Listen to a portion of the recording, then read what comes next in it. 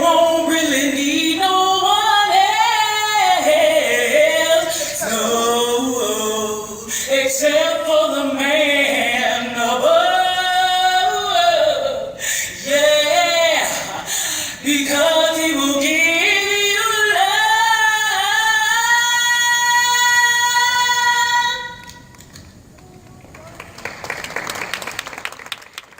Mirror, mirror on the wall, how many masks of them all? Is it 1, 2, or 3? Which ones do you cover up in front of different people? Why? Stop putting on a mask to cover how you really are. Mirror, mirror on the wall, people will only respect you if you show them who you are. Being someone else will not lead you far. Mirror, mirror on the wall, stop having these masks. Eventually the mask will reveal and it shall be shown. It shall come off your face and everything will be known. So please be careful of hiding the real you.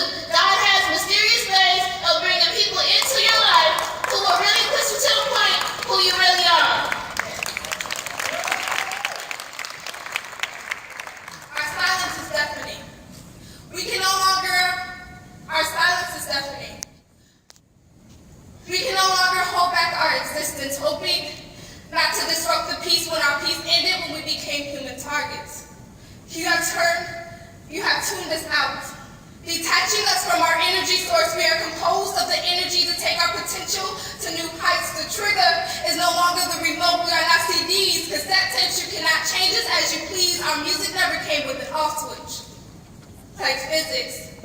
When you unplug the life source to our potential, you enable us from moving forward. Keep us in feeble positions. We have been playing background for so long, we forgot that we're capable of taking lead. Hashtag, Black lives don't matter enough. Come on. How many times will we bury our children in their toy chests? Allow their faces to become the headliners of news reports. She was just 6 months old when 6 bullets pierced her chest, granted her wings before her voice erupted in her community. I can't breathe. Don't shoot. I want to grow up will not become our national anthem. So let our music be heard. And the caucus of Black men and women who fought to die so that we can elevate from this idea that we are second-class citizens. Let it be heard. For every little boy who wished upon a star just like Pinocchio, hoping to become a real boy. For every little girl who was taught that they were incompetent Black girls, let it be known. You too stem from royalty, queens of Nefertiti. There is nothing average about your history for every child. Not afraid to change corporations into courtyards, make it hustle your business, because for me, you are relevant, so let your music, your voice be heard.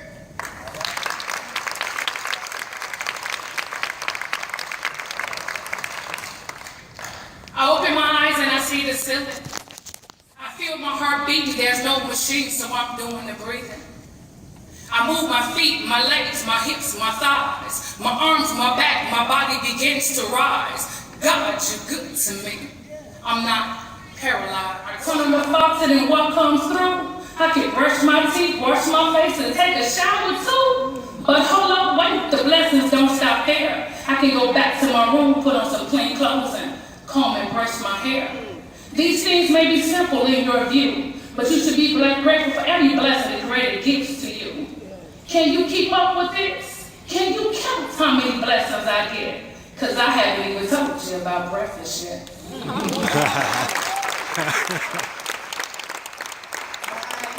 You lie to me and say it's all for the children. Tell me why don't you see that you go through so much confusion?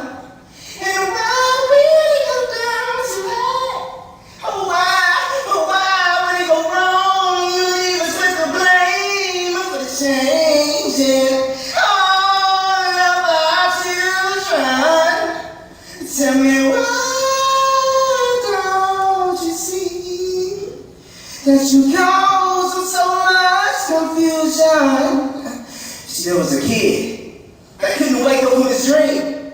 You see, the paintbrush was just an inch away from his finger to paint the picture of a world that he made up to. Get away from where he came from, show the man what he was made of. It was just a simple inspiration to have to blink from his eyelids so he could paint his island. That's all he prayed for. He made that down deep for the muscle in his chest that he would give anything that had a chance to grab his remote, push his problem gun into his favorite blue box and pop and CD in. That his music flow with his wrist, just drawing indigenous creatures, scenery, and he pictographic scriptures, detailed hieroglyphs of a non-scandalous society. Decided by he, his name was signature on his dream, copywritten, not copycatting negativities of reality. It was feeling free to express his speech at the podium, motivating him to stay out of poverty. He wanted painting that consider writing was canvas, but he couldn't show it. He was so anxious to be a poet with paint, capturing perfect snapshots of a moment. That's what he wanted to call his piece. Sound at the bottom left in cursor, currently dated, cool was how he played it, but moving he wasn't doing it. Feeling excluded to paint his place a piece he seen when he was in college. Place without monsters on every kitchen table, set the steak and lobster. So I say, why do you lie to me and say it's all for the children? Tell me why don't you see that you cause them so much confusion? Yeah. See, so many times we get influenced by useless words decorated in false labels, when in actuality they're defined by the absurd, while the consciousness of us is also asleep, while being blinded in madness and insanity. Sometimes when I speak, they say I've seen too much. Sometimes when I speak, they say I've dreamed too much. Sometimes when I speak, they say I've lived enough.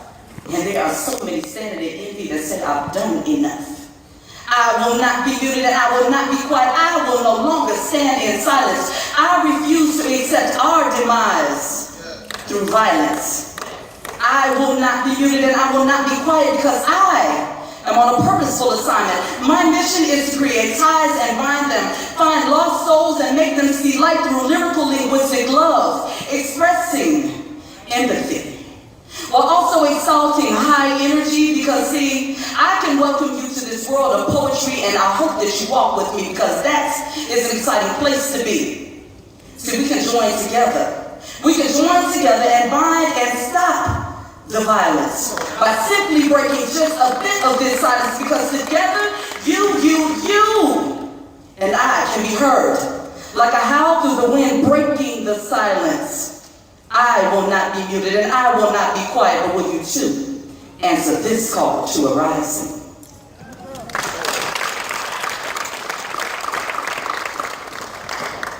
I am a poet with emotions of anger, pain, and tears. Poetic poems will be built inside of me for 21 years. It just took the sacrifice of my baby sister for me to begin to relive. Looking back, reflecting on my life, I've begun to write letters, songs, poems, my own poetic scriptures. As each poem would change, so did the man in the mirror. Filling up the pages, I've begun to release my temper. Mad at myself, but staying hid behind the chair in the clippers, knowing that I am a poet. What you saw then was a man that was growing and going through the difficulties of life. I was being groomed and molded into a better man and a better poet, creating poetry of healing and spiritual power. I would spend long nights, hour after hour, just me, my pen, and my pad. I was obsessed. Up under my eyes became bags. I wrote more than John and Paul put together with their lines forward and tagged.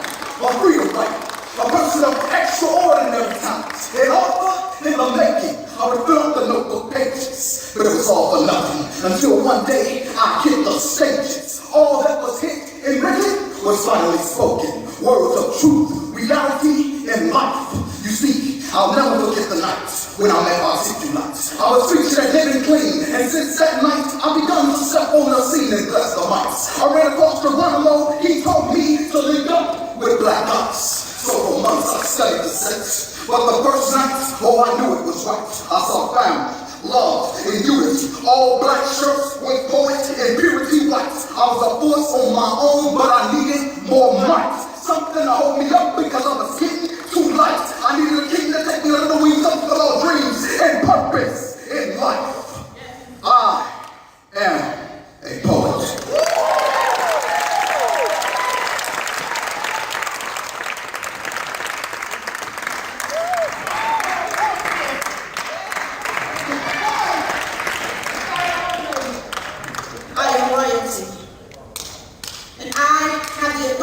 You see, I speak things that be not as though they were, and not only do I have wisdom and revelation knowledge, but I have understanding, you see.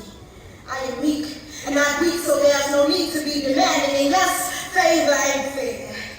But I don't care what the world says about me. I'm righteous in his eyes, so who are they to judge me? He says that I am the salt of the earth, and he has given birth to my purpose, so yes, I thank God that I'm free. And I will never be bound again. You see, I am a new creature, peculiar, or referred to as a distinctive trait of individual class, while he has blessed me with prosperity in the most extensive mass. You see, I've been divinely designed, I'm spiritually refined, I'm wholly chosen and blameless before God. Well, I've been redeemed and forgiven by grace.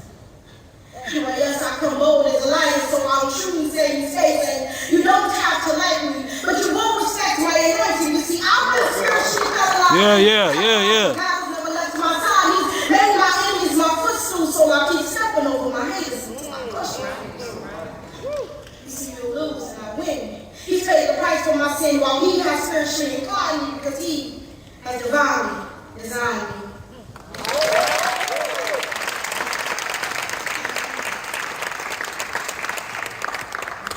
Everyone, with the listening ear of my voice, do me a favor, close your eyes one moment and think of this. Sandy, what if today was your last day? What would you say and who would you call? Would you pull out that new Samsung Galaxy 6, look at all the contacts inside and call them all, or would there just be a select few? Question is, Trinity, what would you do?